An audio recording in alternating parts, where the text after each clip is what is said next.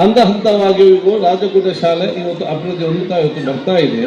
ಇದಕ್ಕೆ ಇಲ್ಲಿ ಮುಖ್ಯ ಶಿಕ್ಷಕರು, ಶಿಕ್ಷಕ ವೃಂದದವರನ್ನು, ಶಾಲಾ ಸಮಿತಿ ಅಧ್ಯಕ್ಷ ಸದಸ್ಯರು ಮತ್ತು ಇಲ್ಲಿ ಗ್ರಾಮ ಪಂಚಾಯತ್ ಅಧ್ಯಕ್ಷ ಎಲ್ಲ ಸದಸ್ಯರು ನಾನು ವಿಶೇಷವಾಗಿ ಅಭಿನಂದನೆ ಸಲ್ಲಿಸ್ತೇನೆ. ಇವತ್ತು ಬಹುಶಃ ಹಂತ ಹಂತವಾಗಿ ಯಾವುದೆಲ್ಲ ಮೂಲಭೂತ ಸೌಕರ್ಯ ಒದಗಿಸಬೇಕಾ ಅದಕ್ಕೆ ಅನುಗುಣವಾಗಿ ತಮ್ಮ ಇವತ್ತು ಶಾಲಾ ಕಟ್ಟಡ ಇವತ್ತು ಅಭಿವೃದ್ಧಿ ಪಡಿಸ್ತಾ ಇವತ್ತು ಕಾಣ್ತದೆ. ಬಹುಶಃ ಹಿಂದೆ ಭಾಳಷ್ಟು ಕೊಠಡಿಗಳ ಕಡಿಮೆ, ಈಗ ಎಷ್ಟು ಕೊಠಡಿ ಇದೆ, ಎಷ್ಟು ಕ್ಲಾಸ್ ಇದೆ, 8 ಕ್ಲಾಸ್ ಇದೆ. ಸೊ ಕೊಠಡಿಯಲ್ಲಿ ಕೊರತೆ ಇಲ್ಲ.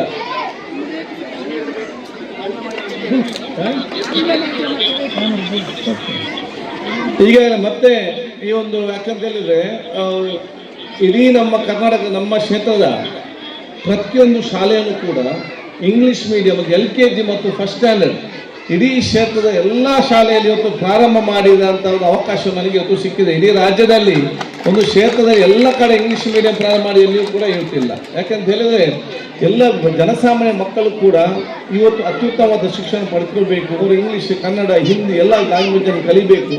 10-15 ವರ್ಷ ಹೋಗುವಾಗ ದೊಡ್ಡ ಸ್ಥಾನಕ್ಕೆ ಸಮಾಜದ ಮುಖ್ಯವಾಹಿನಿಯಲ್ಲಿ ಆತ್ಮವಿಶ್ವಾಸದಿಂದ ನಿಲ್ಲಬೇಕೆಂಬ ಉದ್ದೇಶದಿಂದ ನಾವು ಇವತ್ತು ಇದನ್ನು ಪ್ರಾರಂಭ ಮಾಡಿದ್ದೇವೆ.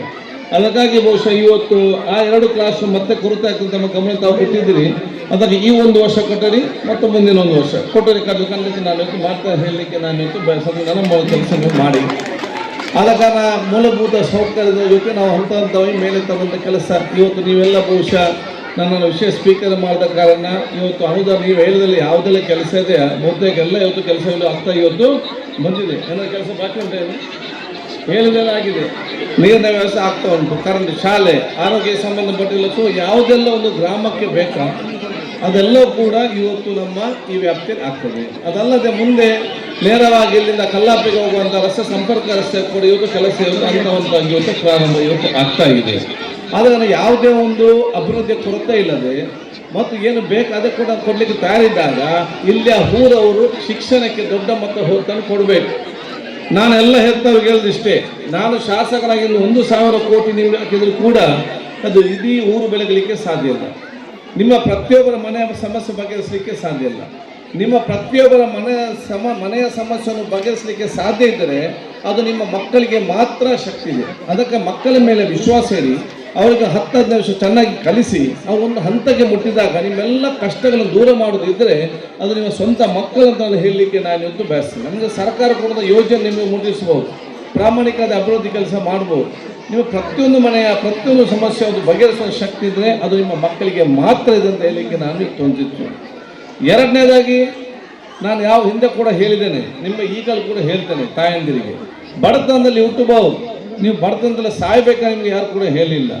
ನಿಮ್ಮ ಬಡತನ ಮತ್ತು ಕಷ್ಟವನ್ನು ದೂರ ಮಾಡಿ ನಿಮಗೆ ಒಂದು ಸ್ವಾಭಿಮಾನದ ಬದುಕು, ನಿಮ್ಮ ಮಕ್ಕಳಿಗೆ ನೆಮ್ಮದಿಯ ಜೀವನ ಆಗಬೇಕಾದ್ರೆ ಅದು ಶೈಕ್ಷಣಿಕ ಕ್ಷೇತ್ರದಲ್ಲಿ ಮಾತ್ರ ಸಾಧ್ಯ ಅಂತ ನಾನು ಹೇಳಲಿಕ್ಕೆ ನಾನು ಸೂಚಿಸ್ತೇನೆ. ಅದಕ್ಕೆ ನಾವು ಎಷ್ಟೇ ಕಷ್ಟ ಆದರೂ ಕೂಡ ಅದನ್ನು ಊಟಕ್ಕಿಲ್ಲದು ಚಿಂತೆ ಇಲ್ಲ, ಡ್ರೆಸ್ಸಿಗಿಲ್ಲದು ಚಿಂತೆ ಇಲ್ಲ, ಬಂಗಾರಿಗಿಲ್ಲದು ಚಿಂತೆ ಇಲ್ಲ, ಯಾವ ಮನೆ ಇಲ್ಲದರೂ ಚಿಂತೆ ಇಲ್ಲ.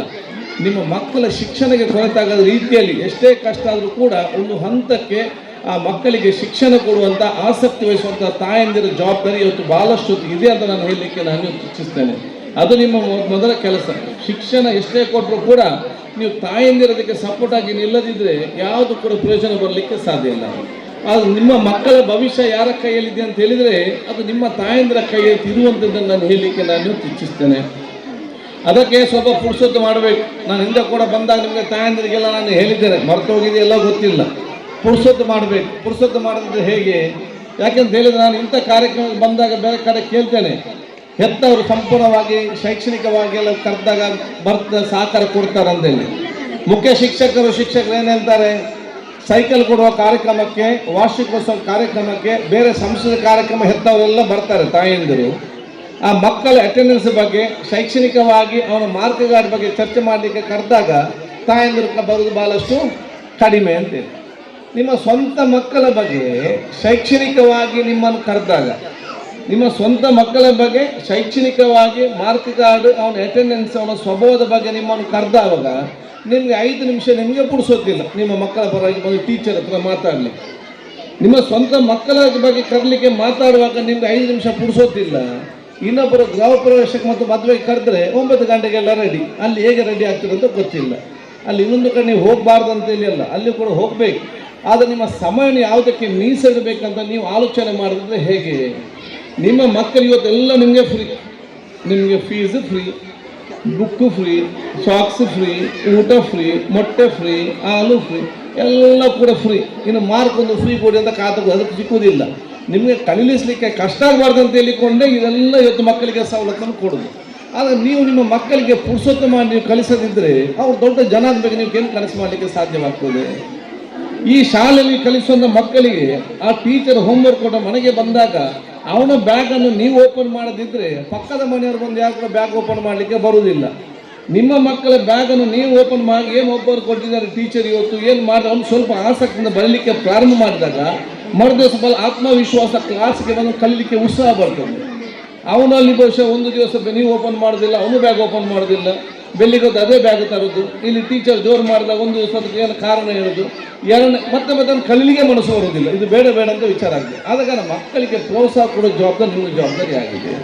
ಸಾಧಾರಣವಾಗಿ ನಾನು ಏನು ಹೇಳ್ತೇನೆ, ಟೀಚರ್ನವ್ರು ಹೆತ್ತನ್ನು ಕರೆದ್ರೆ ಈ ರೀತಿ ಇದೆ ಮಕ್ಕಳಂತೇಳಿ ಏನು ಮಾಡೋದು ಟೀಚರ್, ನಾನು ಹೇಳಿ ಕೇಳೋದಿಲ್ಲ, ಮತ್ತು ನೀವು ಹೇಳಿದ್ರೆ ಇವರೆಲ್ಲ ಕೇಳ್ತಾರೆ. ನೀವು ಕೇಳಿಸ್ತದ ಕೆಲಸ ನಿಮ್ಮ ಜವಾಬ್ದಾರಿ ಅಲ್ವಾ?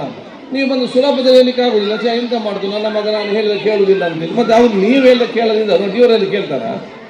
ಆದಾಗ ತಾಯಂದಿರ ದೊಡ್ಡ ಜಾಬ್ ಮಕ್ಕಳು ನೀವು ಹೇಳಿದ ಕೇಳಿಸುವಂಥದ್ದು, ಕಲಿಸುವಂಥದ್ದು, ಅವ್ರು ಬ್ಯಾಗ್ ಓಪನ್ ಮಾಡಿ ಏನಾಗಿದೆ ನೋಡುವಂಥದ್ದು, ಇದೆಲ್ಲ ಜವಾಬ್ದಾರಿ ಬಹುಶಃ ಹೆತ್ತವರಿಗೆ ಇವತ್ತು ಭಾಳಷ್ಟು ಇದೆ ಅಂತ ನಾನು ಹೇಳಲಿಕ್ಕೆ ನಾನು ಇವತ್ತು ಬಯಸ್ತೇನೆ. ಅದು ನಿಮ್ಮ ಪ್ರಮುಖವಾದ ಇವತ್ತು ಜವಾಬ್ದಾರಿ ಇವತ್ತು ಆಗಿದೆ. ತಾಯಂದಿರು ಕೆಲವರು ಆಲೋಚನೆ ಮಾಡ್ಬೋದು, ನಾನೇ ಕಲಿಯಿಲ್ಲ ನನ್ನ ಮಗನಿಗೆ ನಾನೇನು ಕಲಿಸು ಅಂತ ಹೇಳಿ ಆಲೋಚನೆ ಇರ್ಬೋದು. ನನ್ನ ತಂದೆ ಶಾಸಕರಾಗಿದ್ದು ನನ್ನ ತಾಯಿ ಕಲಿದ 4 ದಿನ ಕಲಿಸಿ ಮಾತ್ರ ಇದರಲ್ಲಿ, ಮತ್ತು ಮನೆಗೆ ಟೀಚರ್ ಬರ್ತಾಯಿದ್ರು ಆಗಿನ ಕಾಲದಲ್ಲಿ. ನನ್ನ ತಾಯಿ 4 ದಿನ ಕಲಿಸಿ ಕತ್ತಿದ್ರು ಕೂಡ ನನಗೆ ಈಗಲೂ ಕೂಡ ನೆನಪಿದೆ. ನನ್ನ ಬೆಳಿಗ್ಗೆ 5 ಗಂಟೆಗೆ ಎಬ್ಬಿಸಿ ನಮಾಜಾದ ನಂತರ ಓದುವುದಂತ ಜೋರು ಮಾಡ್ತಾಯಿದ್ರು. ಅದು ನಾನು ಓದಿ ಅಡ್ವೊಕೇಟ್ ಆಗ್ತೇನೆ, ನಾನು MLA ಆಗ್ತೇನೆ, ಮಂತ್ರಿ ಆಗ್ತೇನೆ, ಸಭಾಧ್ಯಕ್ಷ ಅಂತ ಕನಸು ಕಾಣಲಿಲ್ಲ. ಅದು ಓದಿ ಒಂದು ಶಕ್ತಿ ಇದೆ ಅಂತ ಗೊತ್ತಿತ್ತು. ಆ ರೀತಿಯ ಪ್ರೋತ್ಸಾಹ ಅದು ಪ್ರತಿಯೊಬ್ಬರು ಕೂಡ ಪ್ರೋತ್ಸಾಹ ಆಗಬೇಕಂತ ಹೇಳಲಿಕ್ಕೆ ನಾನು ಇವತ್ತು ಬಯಸ್ತೇನೆ. ಬಹುಶಃ ನನ್ನ ಮೊಹಮ್ಮದ್ ಮುಸ್ತಫರ್ ಅವರು ಈ ಶಾಲೆಗೆ ಸಂಬಂಧ ಭಾಳಷ್ಟು ಸಹಕಾರ ಕೊಟ್ಟಿದ್ದಾರೆ, ಅವರು ಸ್ವಾಗತಿಸಿಕೊಂಡು. ಆದ ಕಾರಣ ನಾನು ನಿಮಗೆಲ್ಲರಿಗೂ ಹೇಳಲು ಇಷ್ಟೇ, ನಿಮ್ಮ ಮಕ್ಕಳ ಭವಿಷ್ಯ ನಿಮ್ಮ ಕೈಯಲ್ಲಿದೆ. 10-12 ವರ್ಷದಲ್ಲಿ ಅವನು ಯಾವ ಸ್ಥಾನಕ್ಕೆ ಹೋಗಿ ಮುಟ್ತಾನೆ ಹೇಳಲಿಕ್ಕೆ ಇವತ್ತು ಸಾಧ್ಯ. ಇಂಜಿನಿಯರ್ ಆಗ್ತಾನೆ, ಎಡಾಕ್ಟರ್ ಆಗ್ತಾನೆ, ಪೊಲೀಸರು ಆಗ್ತಾನೆ. ಈ ಕನಸು ಫಿಸಿಯೋಥೆರಪಿ ಏನೆಲ್ಲ ಆಗುವಂಥ ಚಾನ್ಸ್ ಇದೆ, ಏನೆಲ್ಲ ಆಗಿದ್ದಾರೆ ಇವರು, ಅದು ನಿಮ್ಮ ದೊಡ್ಡ ಮಟ್ಟದ ಗುರಿ ಇವತ್ತು ಆಗಬೇಕಂತ ನಾನು ಬಹುಶಃ ಬಹಳ ಕಲಕಲನ್ನು ಹೇಳಲಿಕ್ಕೆ ಇಚ್ಛಿಸಿ, ಅದಕ್ಕಾಗಿ ಬೇಕಾಗಿ ಈ ಎಲ್ಲ ಕಾರ್ಯಕ್ರಮ ಇವತ್ತು ಹಮ್ಮಿಕೊಂಡು ಬರುವಂಥದ್ದನ್ನು ಹೇಳಲಿಕ್ಕೆ ನಾನು ಇವತ್ತು ಇಚ್ಛಿಸುವಂಥದ್ದು. ಮತ್ತು ಎಲ್ಲ ನಮ್ಮ ಯುವಕ ಮಿತ್ರರು, ಸನ್ಮಿತ್ರರು, ಯುವಕ ಸಂಘ ಸಂಸ್ಥೆಗಳಿಗೆ ಹೇಳೋದು ಇಷ್ಟ, ನಾನು ಈ ಶಾಲೆ ಇದು ನಿಮ್ಮ ಶಾಲೆ. ಈ ಶಾಲೆ ವಿದ್ಯಾರ್ಥಿಗಳ ಶಾಲೆ ಮಾತ್ರ ಅಲ್ಲ, ಇದು ಊರಿನ ಶಾಲೆ. ನಿಮ್ಮಿಂದ ಯಾವ ರೀತಿ ಏನೆಲ್ಲ ಸಹಕಾರ ಕೊಡಲಿಕ್ಕೆ ಆಗ್ತದ ಅದು ಈ ಶಾಲೆಗೆ ಕೊಡೋ ಜವಾಬ್ದಾರಿ ಈ ಊರಿನ ಪ್ರತಿಯೊಂದು ಸಂಘ ಸಂಸ್ಥೆಗಳು ಕೊಡೋ ಜವಾಬ್ದಾರಿ ವಹಿಸ್ಕೊಳ್ಬೇಕಂತ ಹೇಳಲಿಕ್ಕೆ ನಾನು ಇವತ್ತು ಬಯಸ್ತೇನೆ. ಅದನ್ನು ಬರೀ ನಮ್ಮ ಶಾಲಾ ಸಮಿತಿ ಅಧ್ಯಕ್ಷರು ಮಾಡಬೇಕು, ಪಂಚಾಯತ್ ನಮ್ಮ ಶಿಕ್ಷಕರು ಮಾಡಬೇಕಂತಲ್ಲ. ನಿಮ್ಮ ಸಂಘ ಸಂಸ್ಥೆ ಏನು ಮಾಡಲಿಕ್ಕೆ ಸಾಧ್ಯ ಅಂತ ಆಲೋಚನೆ ಮಾಡಿಕೊಂಡು ಕನಿಷ್ಠ ವರ್ಷಕ್ಕೊಂದಾದರೂ ಕೂಡ ನೀವು ಸಹಕಾರ ಕೊಡಬೇಕು. ಲಕ್ಷಗಟ್ಟಲೆ ಮ್ಯಾಚ್ ಮಾಡ್ತೀವಿ ಮಾರೆ, ನೀವು ಲಕ್ಷಗಟ್ಟಲೆ ಕಲೆಕ್ಷನ್ ಮಾಡಿ ಮ್ಯಾಚ್ ಮಾಡುವವರಿಗೆ ಒಂದು ಸ್ವಲ್ಪ ಕಾಲ ಈ ಶಾಲೆ ಕೊಡಲಿಕ್ಕೆ ಏನು ಸಂಬಂಧ ಪ್ರಾಬ್ಲಮ್ ಏನಿದೆ ಇದರಲ್ಲಿ? ನೀವು ಸಾಕಂದ್ರೆ ಯಾರು ಇವತ್ತು ಸಹಕಾರ ಮಾಡೋರು ಯಾರು? ಆದ ಕಾರಣ ಸ್ವಯಂ ಪ್ರೇರಿತವಾಗಿ ಈ ಒಂದು ಶಾಲೆಗೆ ಅದು ನಾವು ಜನಪ್ರತಿನಿಧಿಗಳಿರಲಿ, ಅಧಿಕಾರಿಗಳಿರಲಿ, ಟೀಚರ್ಗಳಿರಲಿ, ಅವರಿಗೆ ಊರವರು ಸೇರಿದಾಗ ಒಂದು ಮಾದರಿ ಶಾಲೆಯಾಗಿ ಪರಿವರ್ತನೆ ಆಗ್ತದೆ ಅಂತ ನಾನು ಹೇಳಲಿಕ್ಕೆ ನಾನು ಇಚ್ಛಿಸ್ತೇನೆ. ಆದ ಕಾರಣ ಈ ಊರಿನ ಪ್ರತಿಯೊಂದು ಮನೆಯಲ್ಲಿ ಕೂಡ ಮುಂದಿನ ಒಬ್ಬ ಅಡ್ವೊಕೇಟ್ ಆಗಬೇಕು, ಇಂಜಿನಿಯರ್ ಆಗಬೇಕು, ಪೊಲೀಸರ್ ಆಫೀಸರ್ ಆಗಬೇಕು. ಪ್ರತಿಯೊಂದು ಮನೆಯಲ್ಲಿ ಕೂಡ ಒಬ್ಬೊಬ್ಬ ಬಂದರೆ ಆ ಇಡೀ ಮನೆಯ ಕಷ್ಟ ಮಾತ್ರ ಅಲ್ಲ, ಇಡೀ ಕುಟುಂಬದ ಸಮಸ್ಯೆಯನ್ನು ಬಗೆಹರಿಸಿಕೊಂಡು ಮುಂದೆ ಅದರ ಬೆಳವಣಿಗೆ ಯಾರನ್ನು ಕೂಡ ಸಹಿಸಲಿಕ್ಕೆ ಸಾಧ್ಯವಿಲ್ಲ. ಆದ ಕಾರಣ ಇದು ದೊಡ್ಡ ಮಟ್ಟ ನಿಮ್ಮ ಕನಸು ಇವತ್ತು ಆಗಬೇಕಂತ ಕೂಡ ನಾನು ಇವತ್ತು ಹೇಳಲಿಕ್ಕೆ ನಾನು ಇವತ್ತು ಬಯಸ್ತೇನೆ. ನನ್ನಲ್ಲಿ ಅಧ್ಯಕ್ಷರು ಪದಾಧಿಕಾರಿಗಳು ಭಾಳ ಮೊನ್ನೆಯಿಂದಲೇ ಭಾಳ ಬರಬೇಕಂತೇಳಿ ಭಾಳ ಒತ್ತಾಯ ಮಾಡ್ತಾಯಿದ್ರು. ಎಲ್ಲರೂ ಭಾಳ ಬರಲೇಬೇಕಂತೇಳಿ. ಬರಲೇಬೇಕಂತ ಯಾಕಂತ ಹೇಳಿದರೆ ನಾನು 5 ಬಾರಿ ಶಾಸಕನಾಗಿದ್ದೇನೆ. 4 ದೊಡ್ಡ ದೊಡ್ಡ ಇಲಾಖೆಯ, ಅದು ಆರೋಗ್ಯ ಇಲಾಖೆ ಇರಲಿ, ಆಹಾರ ಇಲಾಖೆ ಇರಲಿ, ನಗರಾಭಿವೃದ್ಧಿ ಇಲಾಖೆ ಇರಲಿ, ವಸತಿ ಇಲಾಖೆ ಇರಲಿ, 4 ಸಚಿವನಾಗಿ ನಾನು ಕೆಲಸ ಮಾಡಿದ್ದೇನೆ. ಮುಖ್ಯಮಂತ್ರಿ ಅವರು ಪ್ರತಿಪಕ್ಷ ನಾಯಕನಾಗಿದ್ದಾಗ ಅವರು ಉಪನಾಯಕನಾಗಿ ನಾನೇ ಕೆಲಸ ಇಡೀ ಸದನವನ್ನೇ ನಾನು ನಡೆಸಿದ್ದೇನೆ. ಇದೀಗ ನಿಮ್ಮೆಲ್ಲರ ಆಶೀರ್ವಾದ ಸಹಕಾರ ಮುಖಾಂತರ ಈ ರಾಜ್ಯದ ವಿಧಾನಸಭೆಯ ಸಭಾಧ್ಯಕ್ಷರಾಗಿ ಕೂತ್ಕೊಂಡಿದ್ದೇನೆ. 30-40 ವರ್ಷಗಳ ಹಿಂದೆ ನಿಮ್ಮ ಮಕ್ಕಳಾಗೆ ನಾನು ಕೂಡ ಅಲ್ಲಿ ಕೂತ್ಕೊಂಡು ಬೇರೆಯವರ ಮಾತನ್ನು ಸ್ಕೂಲ್ ಡೇಲಿ ನಾವು ಕೇಳ್ತಾ ಇದ್ದೆವು.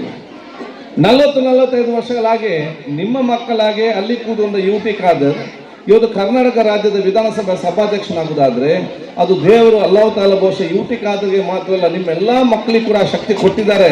ಅವ್ರು ನಮ್ಗಿಂತ ದೊಡ್ಡ ಸ್ಥಾನಕ್ಕೆ ಹೋಗ್ಬೇಕಂತೇಳಿ ನಮ್ಮನ್ನು ಇಲ್ಲಿ ಒಂದು ಪ್ರೋತ್ಸಾಹದಾಗ ಬಂದಿತ್ತು ತಂದು ನಿಲ್ಲಿಸಿದ್ದಾರೆ. ಆದ ಕಾರಣ ನೀವು ಇಲ್ಲಿ ಅವತ್ತುಕೊಂಡು ನನ್ನನ್ನು ನೋಡಿ ಅವನು ನೋಡಿ ಸಂತೋಷ ಪಡೋದು ಮಾತ್ರ ಅಲ್ಲ, ಅಲ್ಲಿ ಕೂತ್ಕೊಂಡು ನನಗಿಂತ ದೊಡ್ಡ ಸ್ಥಾನಕ್ಕೆ ನಿಮ್ಮ ಮಕ್ಕಳಿಗೆ ತಗೊಂಡು ಹೋಗ್ಬೇಕಂತ ಆಲೋಚನೆ ಮಾಡಿಕೊಂಡು ಅದಕ್ಕೆ ಹಠ ಹಿಡಿದು ಛಲ ಹಿಡಿದು ಹೋಗುವಂಥ ಕೆಲಸ ಇವತ್ತು ಆಗಬೇಕಾಗ್ತದೆ. ಅದಕ್ಕಾಗಿ ಯಾವ ಕನಸನ್ನು ಕಂಡು ತಾವು ನಿದ್ದೆ ಮಾಡ್ತೀರಾ ಅದು ನಿಜವಾದ ಕನಸಲ್ಲ. ಅದು ಯಾವ ಕನಸನ್ನು ಕಂಡು ತಾವು ಅದು ನೆನಸೋ ತನಕ ನಿದ್ದೆ ಮಾಡೋದಿಲ್ವೋ ಅದು ನಿಜವಾದ ಕನಸು. ಅಂಥ ಕನಸನ್ನು ತಾವೆಲ್ಲ ಇದು ಕಾಣಬೇಕನ್ನು ನಾನು ಹೇಳಲಿಕ್ಕೆ ನಾನು ಬಯಸುವಂಥದ್ದು. ಆದ ಕಾರಣ ಎಲ್ಲ ವಿದ್ಯಾರ್ಥಿಗಳು ಯಾರಿದ್ದೀರಾ, ನೀವು ಅತ್ಯಂತ ದೊಡ್ಡ ಸ್ಥಾನಕ್ಕೆ ಹೋಗುವಂಥ ಅವಕಾಶ ಆಗಬೇಕು. ಎಷ್ಟೇ ಕಷ್ಟಪಟ್ಟು ಕೂಡ ನೀವು ಅತ್ಯಂತ ದೊಡ್ಡ ದೊಡ್ಡ ಸ್ಥಾನಕ್ಕೆ ಹೋಗೋದು ಮನೋ ಹಮ್ಮಿಕೊಳ್ಬೇಕು.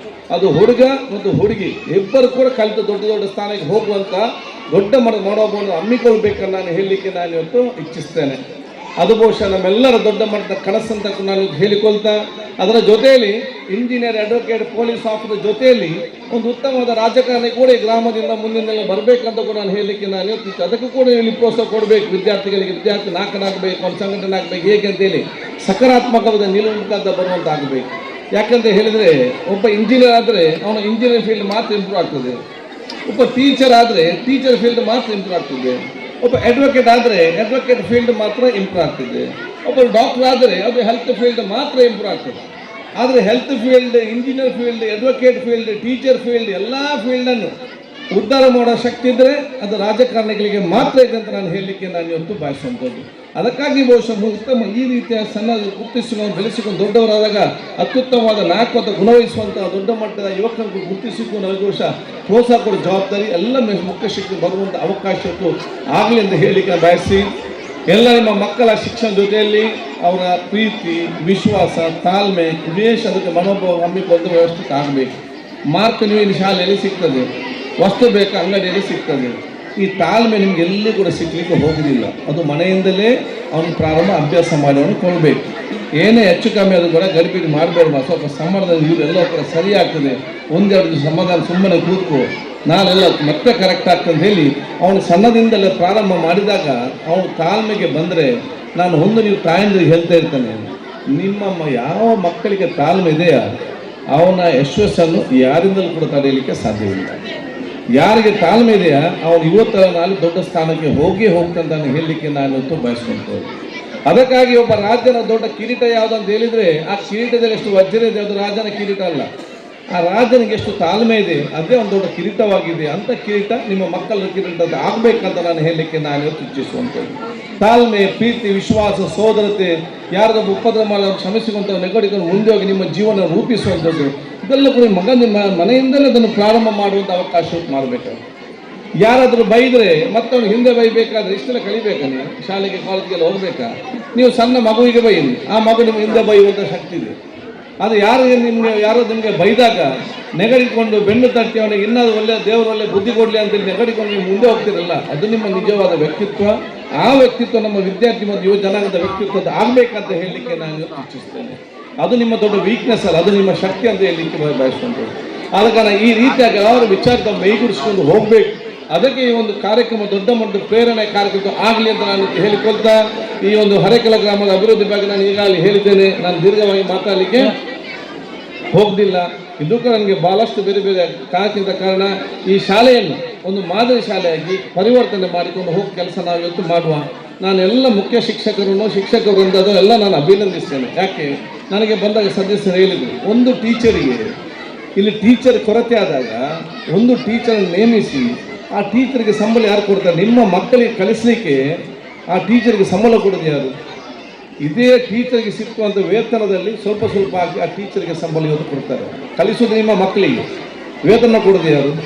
ಅವರು. ಸೊ ಅವರ ಬಗ್ಗೆ ನಾನು ವಿಶೇಷವಾದ ಅವರಿಗೆ ನಾನು ಶುಭಾಶಯ ಸಲ್ಲಿಸಲಿಕ್ಕೆ ನಾನು ಇವತ್ತು ಬಯಸುವಂಥದ್ದು. ಆ ಟೀಚರ್ ದುಡಿದು ಪಾಪ ಅವರ ಸಂಬಳದಲ್ಲಿ ಟೀಚರ್ಗೆ ಒಂದು ಸಂಬಳ ಕೊಡುವಂಥ ಮನೋಭಾವ ಬಂದರೆ ನಿಮ್ಮ ಮಕ್ಕಳಿಗೆ, ನಿಮ್ಮ ಊರ ಮಕ್ಕಳಿಗೆ ಕಲಿಸುವಾಗ ನೀವು ಯಾಕೆ ಸಂಘ ಸಂಸ್ಥೆ ಸೇರಿಸಿಕೊಂಡು ಮಾಡಲಿಕ್ಕೆ ಆಗೋದಿಲ್ಲ?